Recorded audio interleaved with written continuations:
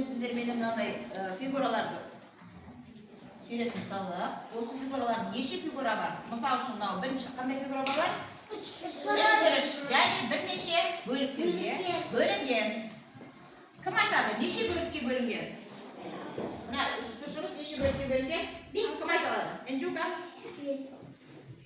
5 бөлік па? 3 бөлік па? Санап қойшы неше бөлікке бөлінген?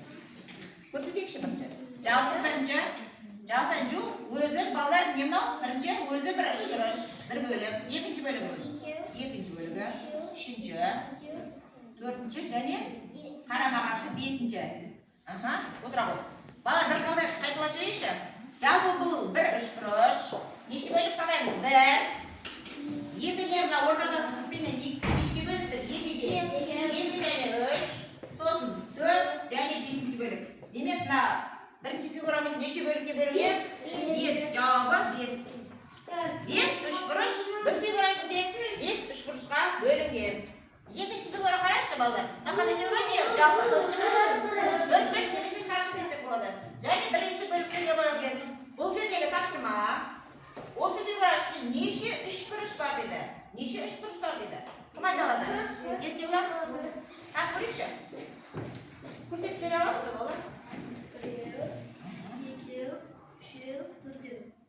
4-еу, жарайды. Көрейікші бала, бір тексеріп. Жалпы бұл шаршы. Бұл шаршы есептемейміз. Біз үш бұрыштан есептеміз керек. Бұл фигураны екіге ортада сызықпенен екі үш бұрышқа бөлінеді. Есептейік. Біреу, екеу, мынау кішкентай үшеу және төртеу. Демек, мына фигурамыз неше үш бұрышқа бөлінеді? Төрт. Жауабы не дейміз? Төрт деп жазамыз. Енді қараймыз. Мына жерде өте қызықты шаршылар берілген бұл. Бұл қызықты шаршылар ішіне біз неше шаршы бар екен білуіміз керек? Кім дайын? Амина. Амина айтып. Амина қалай түсіндіреді екен бала? Көрсетейікші. Тексеріп. Неше шаршы бар екен? Көрейік. 5 дейді. Енді бала түсінікті болу үшін сіздерге бір қайталап өтейік. Жалпы ортада бір шаршы есептейікші. Бір.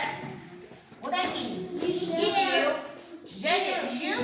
Және мына кішкентай шаршыламыз 4, мынамен 5. Жауабы неге бөлінген болды? 5 шаршыға бөлінген. Балдар түсінікті болды ма бүгінгі сабағымыз? Иә.